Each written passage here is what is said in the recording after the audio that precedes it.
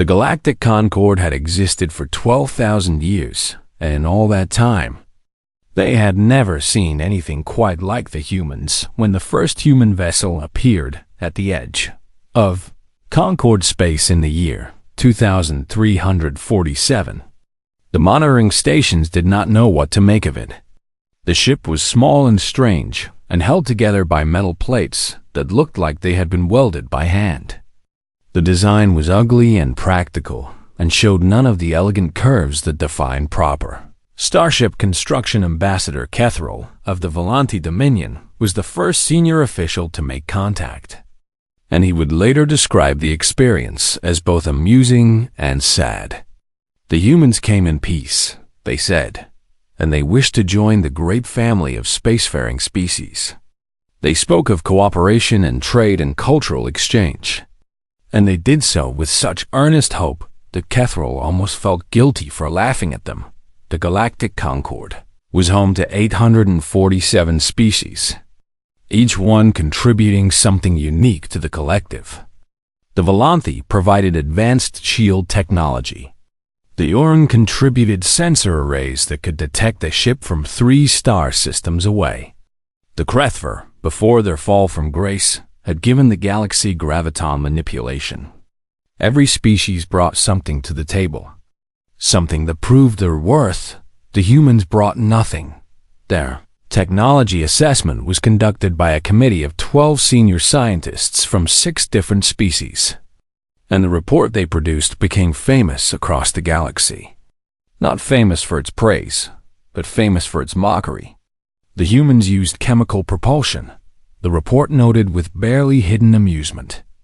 Their faster-than-light drives were crude and inefficient. Their medical technology was primitive. Their communication systems were outdated by at least 3 centuries, but the section that drew the most laughter was the one about weapons.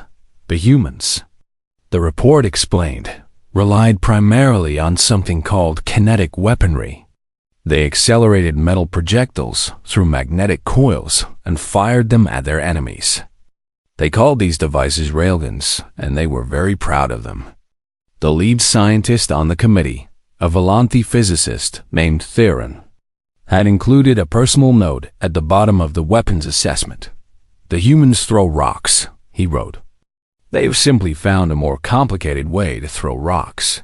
The full council assembly reviewed the human application for membership on a cold morning in the capital city of Velanth Prime. The great chamber was filled with representatives from hundreds of species, and they listened as the human delegation made their case.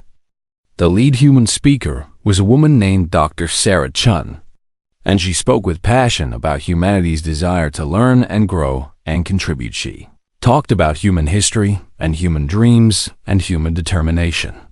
She spoke of the wars they had fought and the peace they had built. She described their journey from a single blue planet to a handful of colony worlds scattered across the galactic fringe. She was eloquent and sincere, and she clearly believed every word she said. When she finished, Ambassador Kethril stood to respond. "Dr. Chun," he said with a smile that showed too many teeth, "your species is young and eager, and we admire your spirit. The Concord welcomes all who seek to join us, and we will grant humanity provisional membership, as is our tradition. But I must be honest with you about something."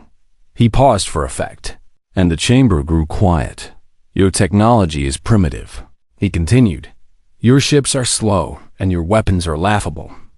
You throw metal slugs at your problems, while the rest of us have moved on to plasma and graviton and quantum. You are children playing with toys, while adults conduct serious business. We will accept you because that is our way, but please do not expect to be taken seriously." The chamber erupted in laughter, and Dr. Chun stood alone at the podium with her face burning red. She wanted to argue, wanted to defend her people and their achievements, but what could she say? The Concord had faster ships and better weapons and technology that humans could barely understand. By every measure that mattered, humanity was exactly what Kethril said. They were children playing with toys. The human delegation returned to Earth with their provisional membership and their wounded pride. The news spread quickly, and the reaction was mixed. Some people were angry at the insults. Some were embarrassed by the assessment. Some argued that humanity should reject the membership and go their own way, but the military leaders had a different response. Admiral James Morrison read the technology assessment 3 times, and each time he read it, his smile grew wider.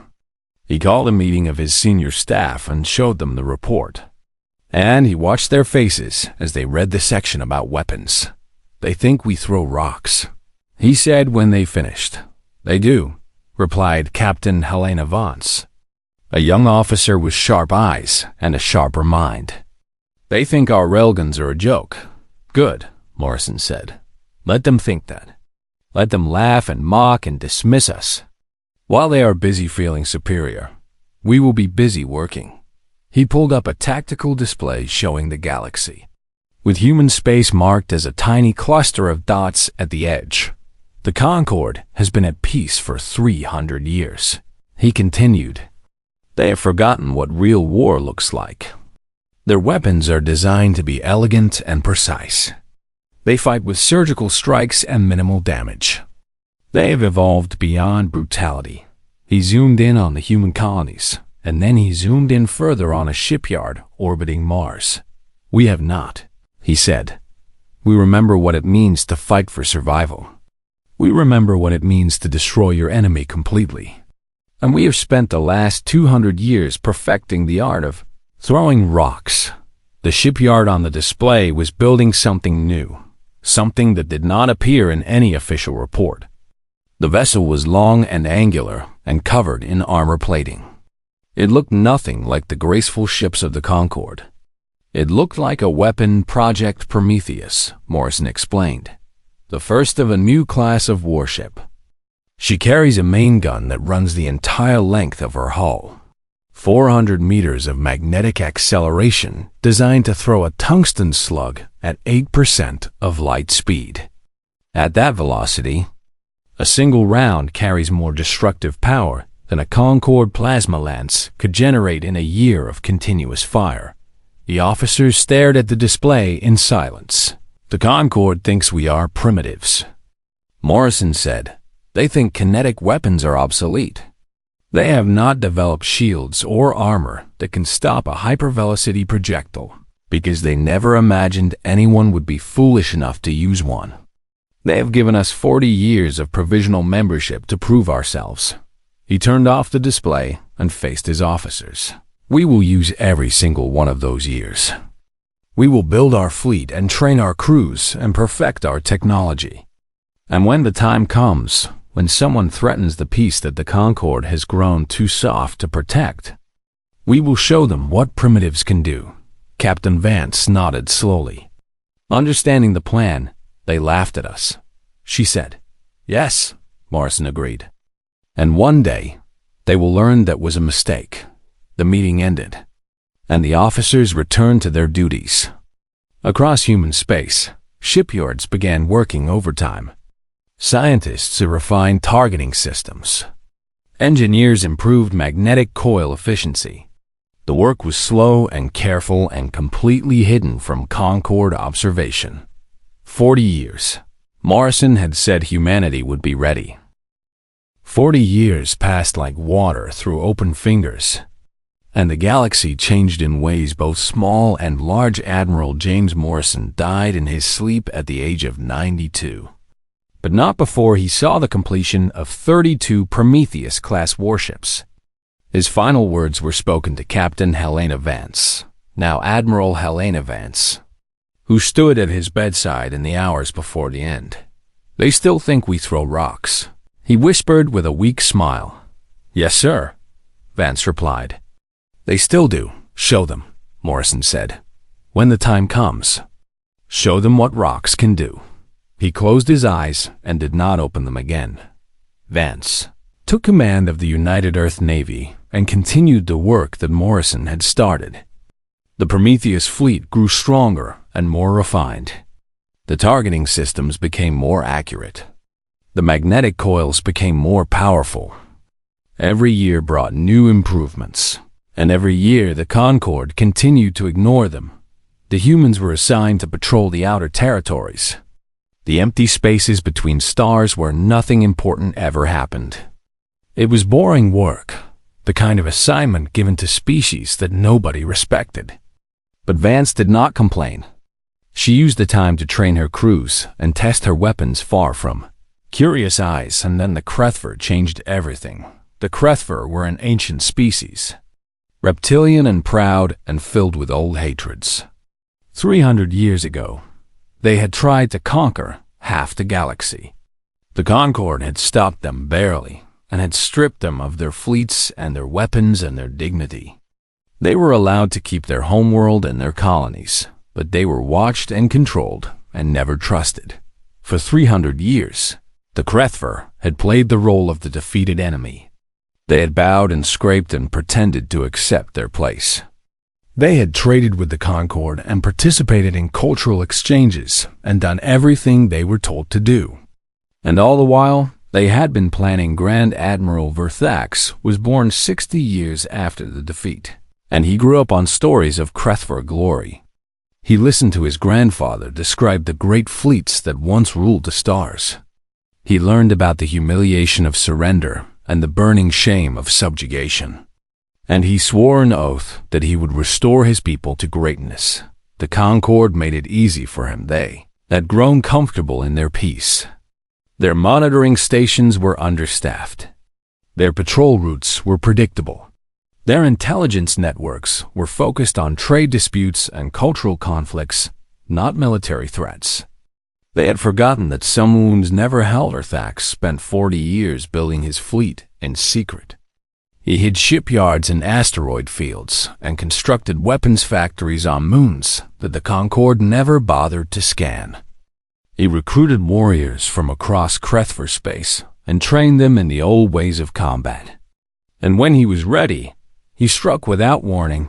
The peacekeeping station above Helios 7 was the first target. It housed 300 Concorde personnel and served as the primary monitoring post for the entire sector. The Krethver destroyed it in less than 4 minutes.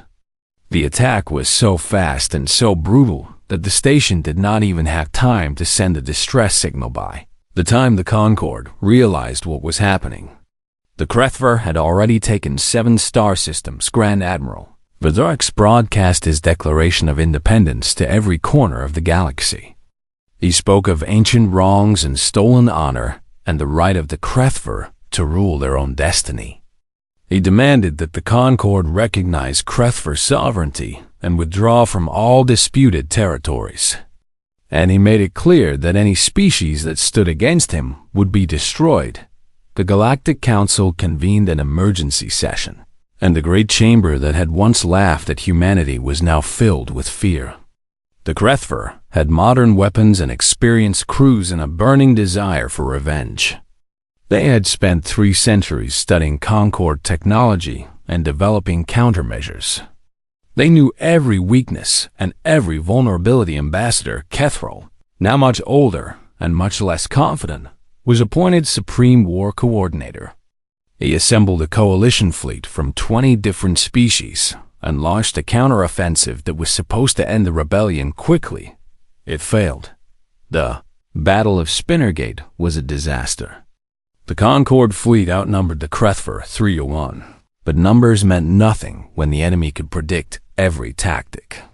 Verthax had studied Concorde military doctrine for decades.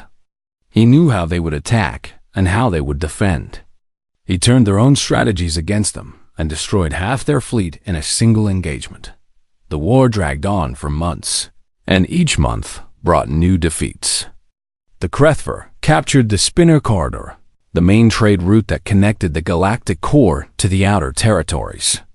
They demanded tribute from conquered worlds and executed anyone who resisted. They were not interested in negotiation or compromise. They wanted revenge, and they were getting it. Kethrol called for reinforcements from every corner of the galaxy, and slowly a new fleet assembled at Thalros Station. It was the largest military force the Concorde had gathered in 300 years. 600 warships from 11 different species. Armed with the most advanced weapons in the galaxy, it would be their last stand, Admiral Helena. Vance received the call for support while her fleet was patrolling the outer rim. The message was brief and dismissive. Humanity was being asked to contribute to the war effort, but not as a fighting force. The Concorde wanted supply ships and medical frigates and refugee transports. They wanted humans to carry cargo and tend wounds and save civilians. They did not want humans to fight. Vance read the message twice, and then she laughed.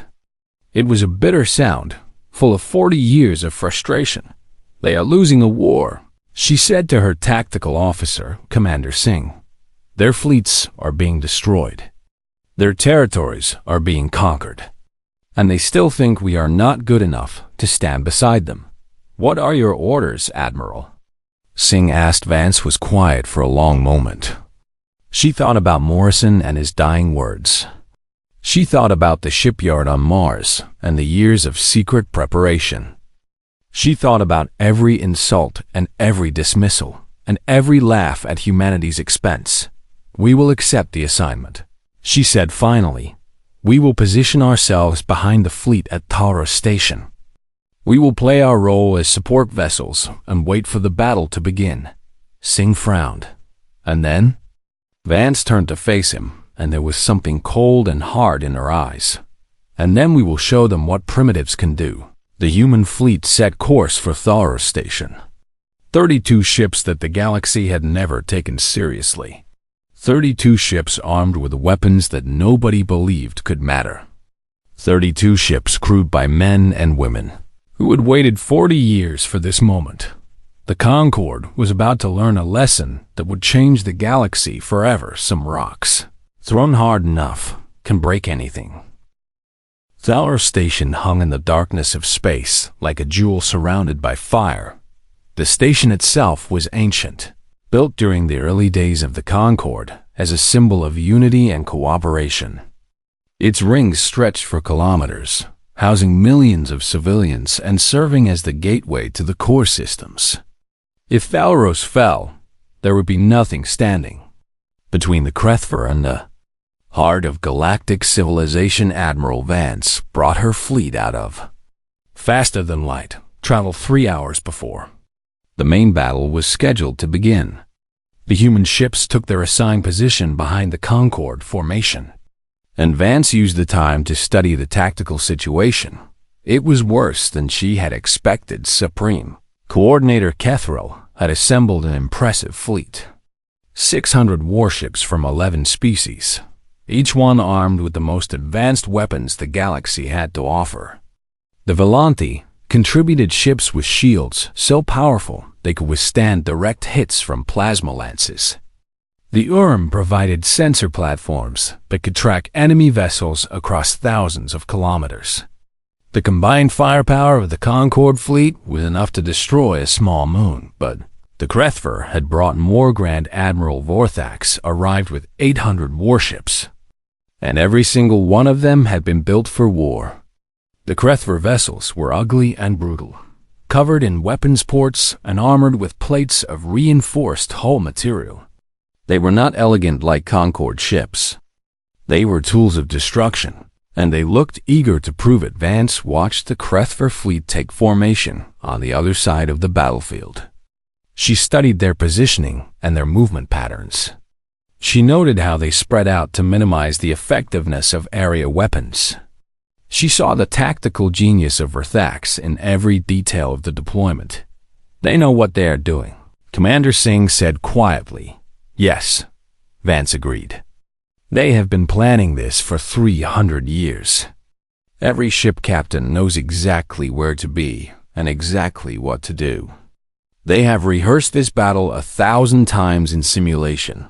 Can the Concorde win?" Vance did not answer immediately. She ran calculations in her head, comparing fleet strengths and weapon ranges and tactical options. The math was not encouraging. "No," she said finally. "Not without help." The battle began at 0600 hours. Galactic Standard Time. The Concorde fleet moved forward in a classic wedge formation, their plasma lances charging, and their shields glowing with power. The Volante ships led the advance, their superior shields absorbing the first wave of Krethver fire. Behind them came the Uran sensor platforms, providing targeting data to the entire fleet. The formation was textbook perfect, exactly as military doctrine Damon Dedver Thax had read that textbook. The Krethver did not engage head-on like the Concorde expected. Instead, they split their fleet into 3 groups and attacked from multiple angles simultaneously. The wedge formation that worked so well against a frontal assault became a trap when enemies came from the sides. Ships that were supposed to support each other found themselves fighting alone. The first hour of the battle was chaos plasma. Lances filled the void with streaks of blue and green light. Graviton disruptors tore holes in reality itself.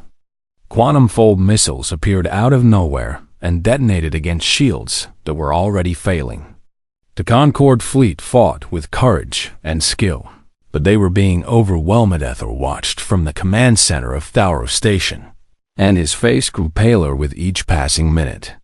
The tactical display showed his fleet being pushed back, compressed into a shrinking sphere around the station.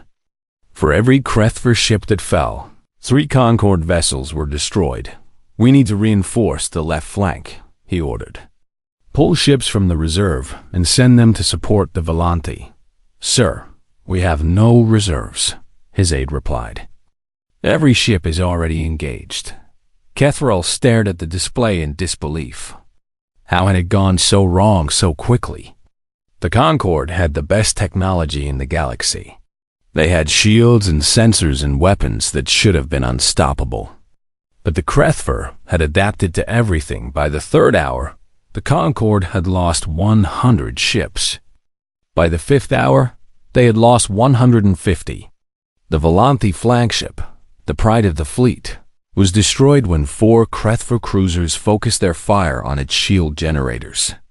The Uran sensor platforms were targeted and eliminated one by one, leaving the remaining ships blind and confused. Admiral Verthax broadcast a message to the Concorde fleet at the 6-hour mark. "Surrender," he said simply. "Your defeat is inevitable. Surrender now, and I will show mercy. Continue fighting, and I will destroy every last one of you." Kethrel did not respond.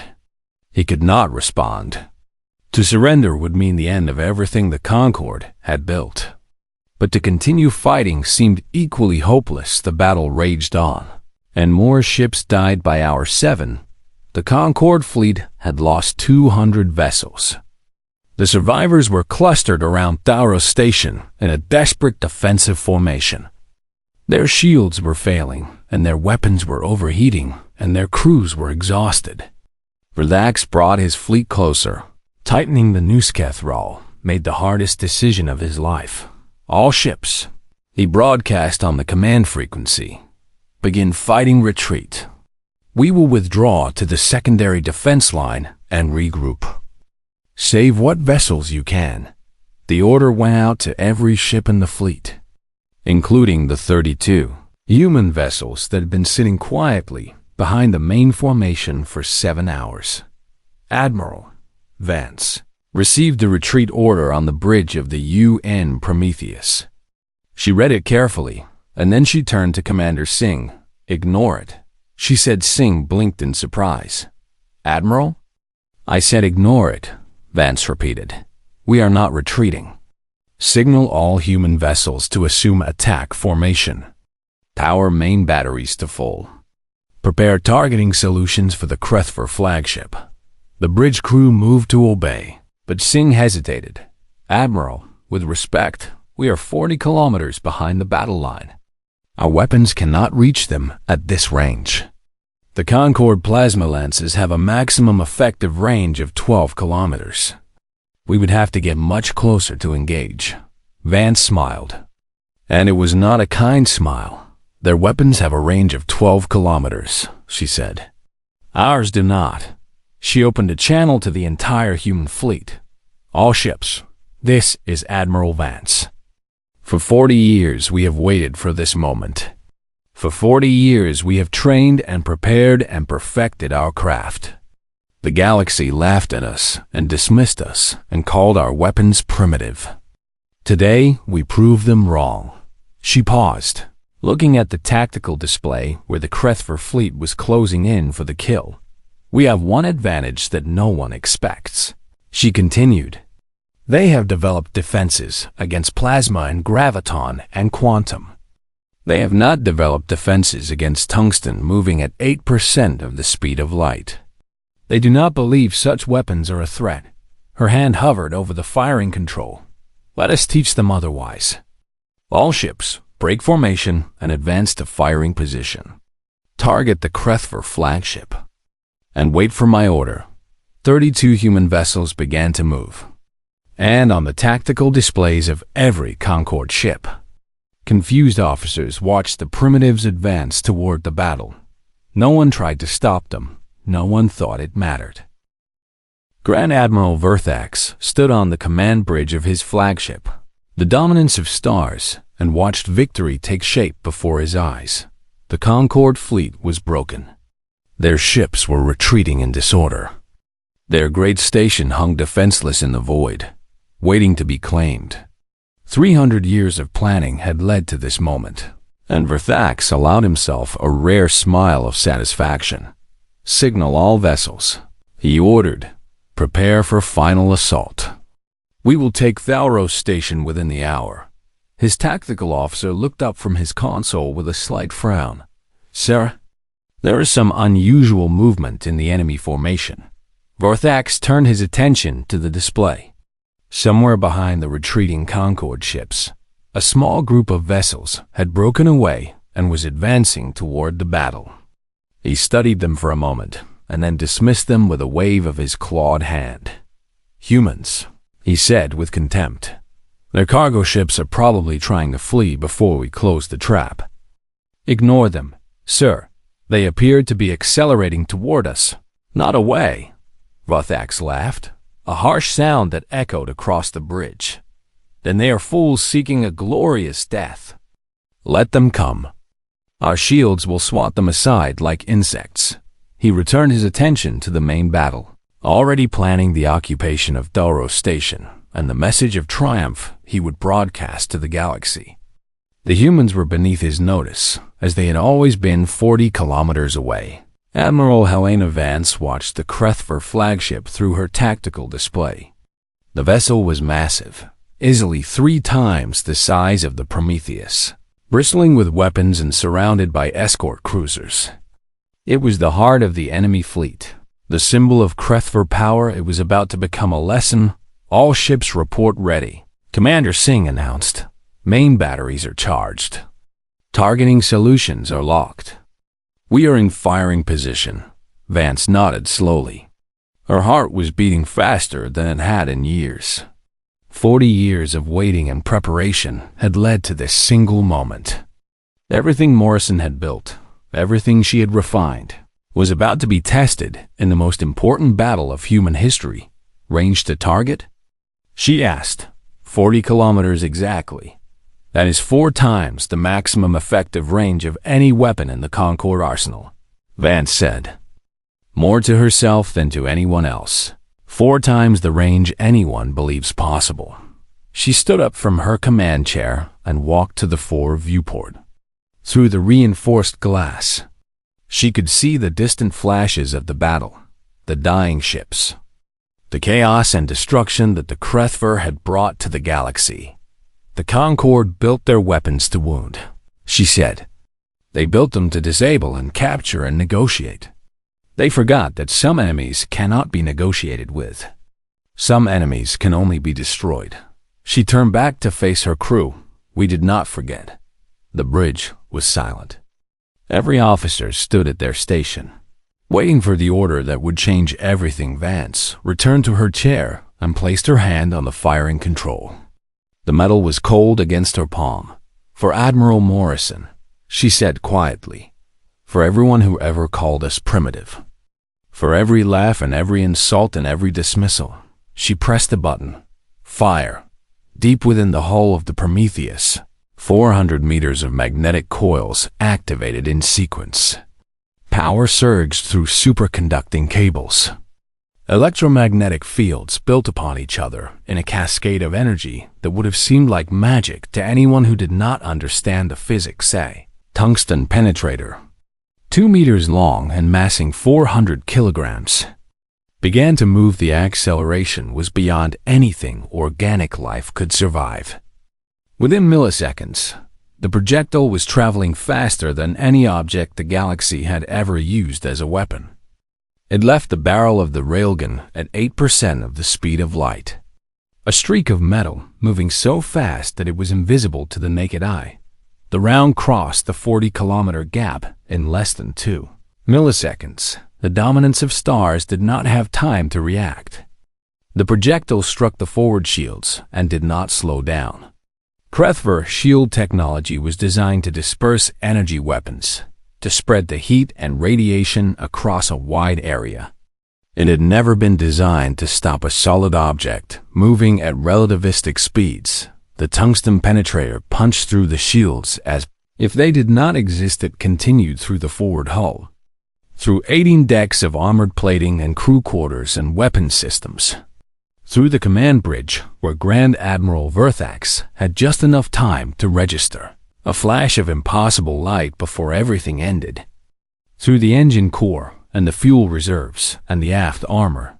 The projectile exited the stern of the flagship and kept going. It had lost only a fraction of its velocity. It crossed the gap to the cruiser behind the flagship and punched through that vessel as well, tearing a hole through its reactor core. Both ships exploded in perfect silence on every tactical display in the system. The dominance of stars simply vanished.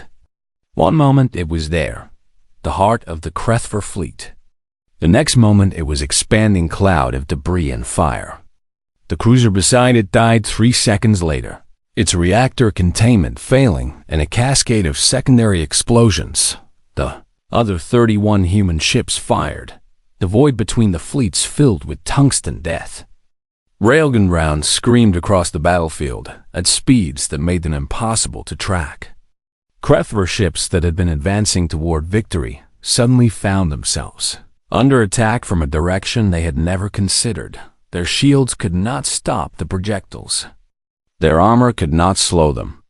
Their point defense systems could not even detect them before they struck in the first 30 seconds. The human fleet destroyed 40 HFY warships on the bridge of a Volante cruiser. Captain Thelos stared at his tactical display in disbelief. The human ships were still 40 kilometers away, far beyond any weapon range he knew of. But somehow they were firing, and somehow they were hitting, and somehow they were killing. What are they shooting? His tactical officer asked in a voice that trembled with shock. Thelos did not answer. He could not answer. He was watching a fundamental truth of galactic warfare being rewritten before his eyes. The HFY fleet, which had been moments away from total victory, began to come apart. Ship captains who had been confident of success suddenly found themselves fighting for survival. The formation that had been so perfectly coordinated dissolved into chaos as vessels tried to evade fire from an enemy they could not even see. Some ships turned to flee. Some tried to charge toward the human fleet. Some simply stopped and waited to die. Admiral Verthax was dead. His command staff was dead. The chain of command that had held the HFY together for 300 years of planning was shattered in an instant. Humans did not stop firing. Round after round screamed across the void, each one a hammer blow against an enemy that had no answer. The HFY tried to return fire, but their weapons could not reach the human ships. They tried to close the distance, but every ship that advanced was destroyed before it could get within range. They tried to retreat, but the human targeting systems tracked them and killed them anyway. In 4 minutes, the human fleet destroyed 137 HFY warships. The remaining enemy vessels scattered in all directions, fleeing at maximum speed toward any jump point that would take them away from the killing ground. They had come to this battle expecting victory and found something far worse than defeat. They had found an enemy they could not fight on Tower Station. Supreme Coordinator Kethril watched the tactical display change from red to green. The Krethver fleet that had been about to overwhelm his forces was simply gone. Reduced to debris fields and escape pods and desperate survivors running for their lives, he could not understand what he was seeing. What happened? He asked, his voice barely above a whisper.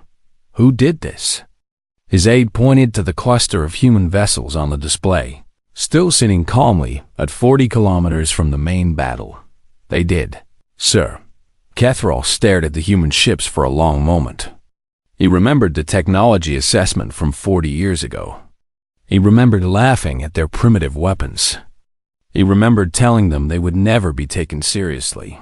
He was no longer laughing. The last transmission from the Krethvor fleet came from a damaged cruiser as it limped toward the nearest jump point. The captain, a veteran warrior who had served under Verthax for 30 years, spoke a single word before his ship disappeared into faster-than-light travel. Impossible, but it was not impossible. It was simply physics. It was mass and velocity, and the simple truth that some problems could only be solved with overwhelming force. The humans had remembered that truth where everyone else had forgotten, and the galaxy would never forget again. The aftermath of the Battle of Thaurus spread across the galaxy like ripples in a pond within hours. Every species in the Concord had seen the tactical recordings. They watched the human ships advance to positions that should have been useless. They watched the Railguns fire. They watched the Krethver flagship vanish in a flash of destruction that defied everything they believed about warfare. Recordings were analyzed and studied and debated by military experts on 1,000 worlds. The physics were not complicated, they realized. The concept was actually ancient. Mass times velocity equals force, and sufficient force could overcome any defense. The humans had simply taken that equation to its logical extreme. What no one could understand was why they had never seen it before. We became complacent, said Theron, the Volanthi scientist who had once dismissed human weapons as rock-throwing. He was being interviewed by a news service, and his face showed the weight of his error. We developed energy weapons because they were elegant and precise. We forgot that elegance is not the same as effectiveness. We forgot that sometimes the simple solution is the best one. The HFY War ended 3 weeks after the Battle of Thaurus. Without their fleet and without their leader, the rebellion collapsed. Conquered territories were reclaimed by Concord forces, backed by human fire support.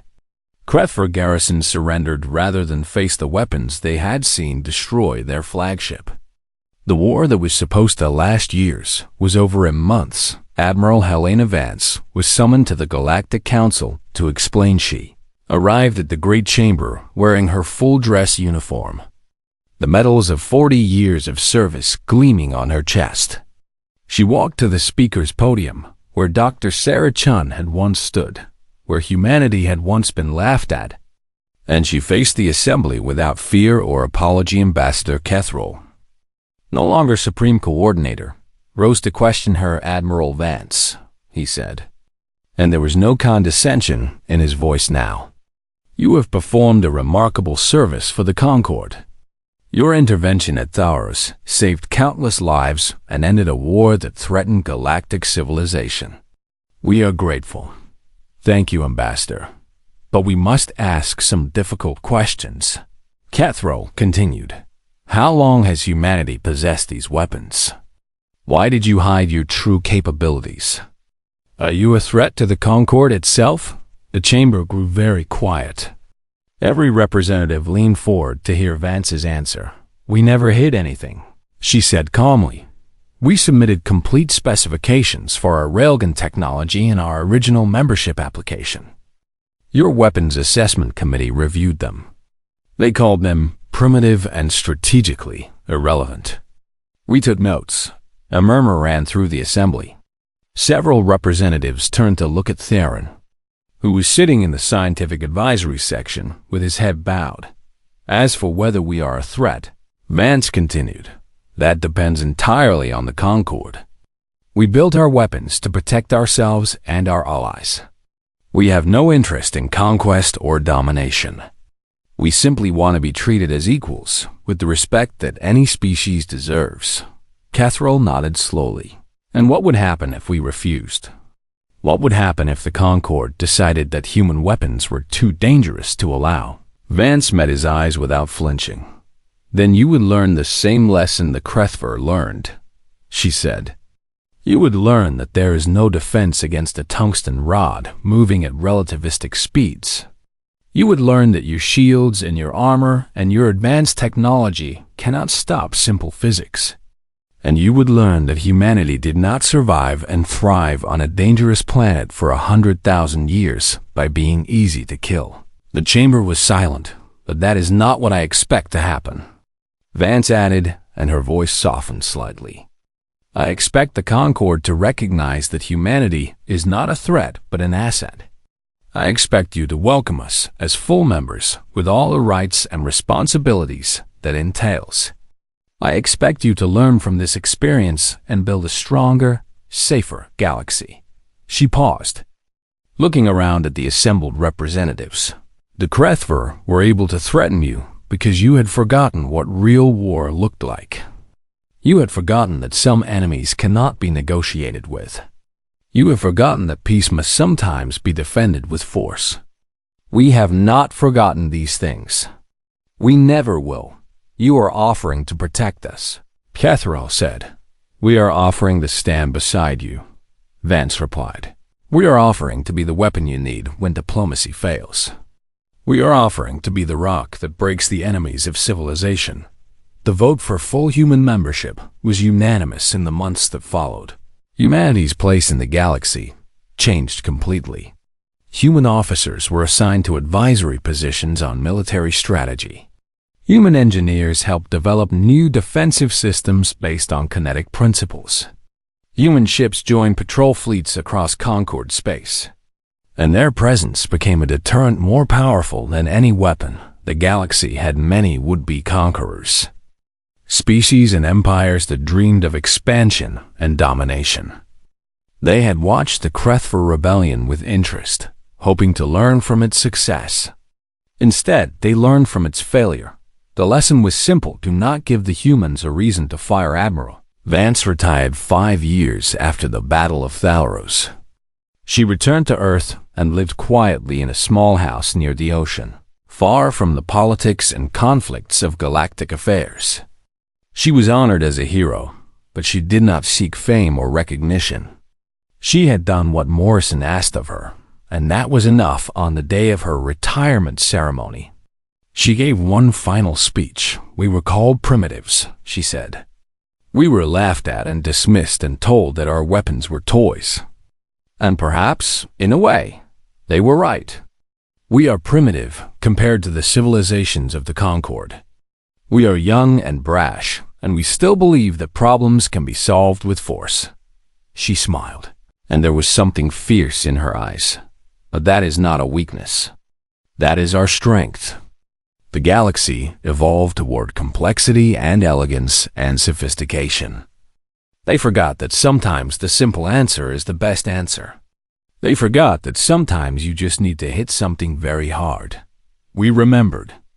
The crowd applauded. And somewhere in the galaxy, in the courts of empires that had once dreamed of conquest, strategists quietly revised their plans. They looked at the tactical recordings from Thalros and calculated the power of human weapons.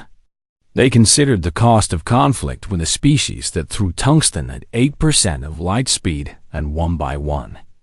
They decided that there were easier targets. Peace spread across the galaxy. Not because of diplomacy or understanding, but because of fear. Not the fear of negotiation, but the fear of extinction. The fear of a species that had never stopped being warriors. That had never forgotten the simple mathematics of destruction. The humans were no longer laughed at. The humans were respected, and in the quiet corners of space, where children learned history and dreamed of the future, a new story was told. A story about a young species that came to the stars with nothing but primitive weapons and stubborn determination. A story about how they were mocked and dismissed and ignored. A story about how they waited and watched and prepared. And a story about the day they fired. And everything changed forever. The galaxy had many wonders. It had technologies that seemed like magic and civilizations that spanned thousands of years. It had species that could manipulate gravity and fold space and create matter from pure energy. But it only had one species that threw rocks, and that, in the end, was enough.